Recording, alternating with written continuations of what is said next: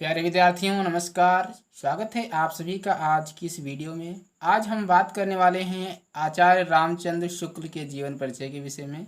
यानी कि आज हम आचार्य रामचंद्र शुक्ल जी का जीवन परिचय पढ़ने वाले हैं और यह जीवन परिचय आपकी परीक्षा की दृष्टि से बहुत ही इम्पोर्टेंट है। ये अक्सर आपकी परीक्षा में ज़रूर आता है। तो आप आचार्य रामचंद्र शुक्ल का जीवन परिचय कैसे याद करेंगे, किस प्रकार से आपको लिखना है, आज की वीडियो में हम जानने वाले हैं। तो चलिए हम वीडियो को स्टार्ट करते हैं। आपका पहला ये लेसन भी है आचार्य रामचंद्र शुक्ल का। ये आचार्य रामचंद्र शुक्ल की तस्वीर बनी हुई है।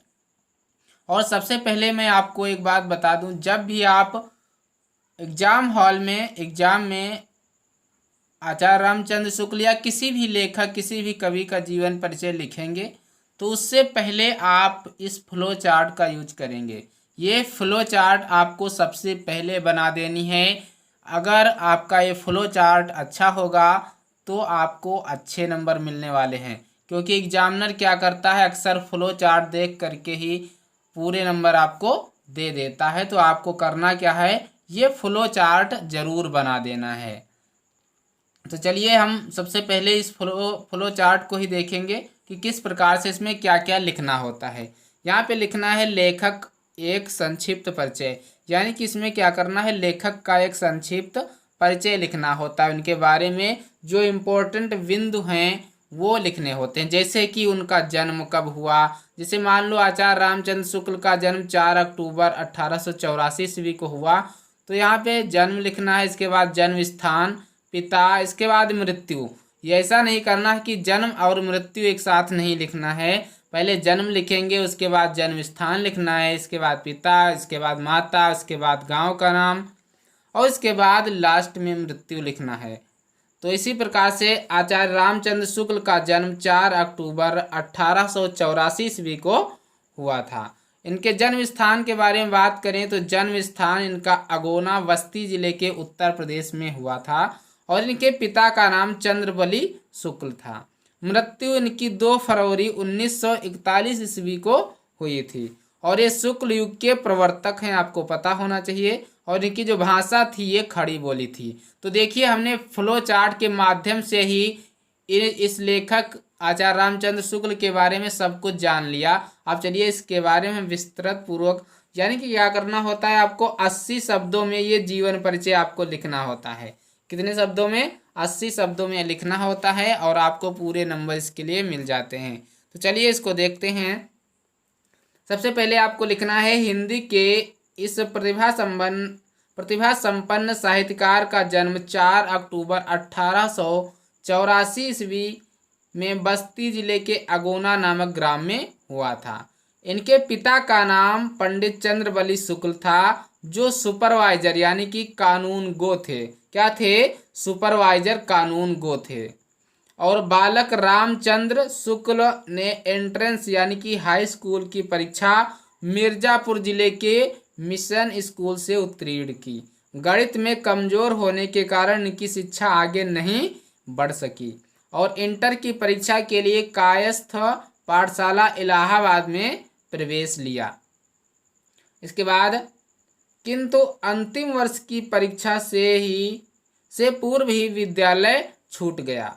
इन्होंने मिर्जापुर के न्यायालय में नौकरी कर ली, किंतु स्वभाव अनुकूल न होने के कारण छोड़ दी और मिर्जापुर के मिशन स्कूल में चित्रकला के अध्यापक हो गए।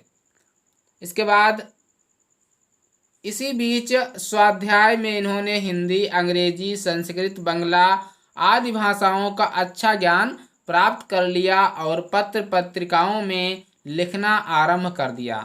बाद में इनकी नियुक्ति काशी हिंदू विश्वविद्यालय में हिंदी प्राध्यापक के पद पर हो गई।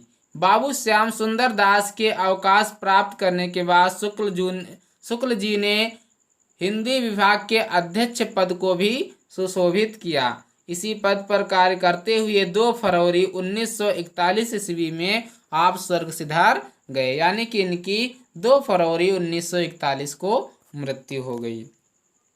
इसके बाद ये इनका साहित्यिक परिचय है, अब जिसमें आपको लिखा है कि हिंदी निबंध को नया आयाम देकर इसे ठोस धरातल पर प्रतिष्ठित करने वाले शुक्ल जी हिंदी साहित्य के मूर्धन्य आलोचक, श्रेष्ठ निबंधकार, निष्पक्ष इतिहासकार, महान शैलीकार एवं युग प्रवर्तक आचार्य थे।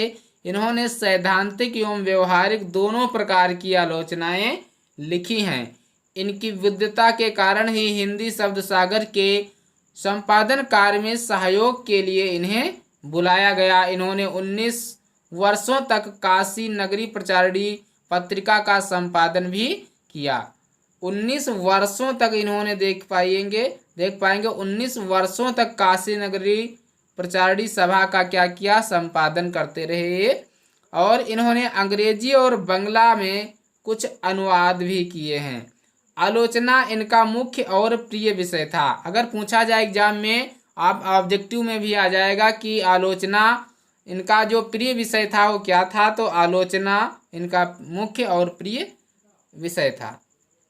इन्होंने हिंदी साहित्य का इतिहास लिखकर इतिहास लेखन की परंपरा का सूत्रपात किया।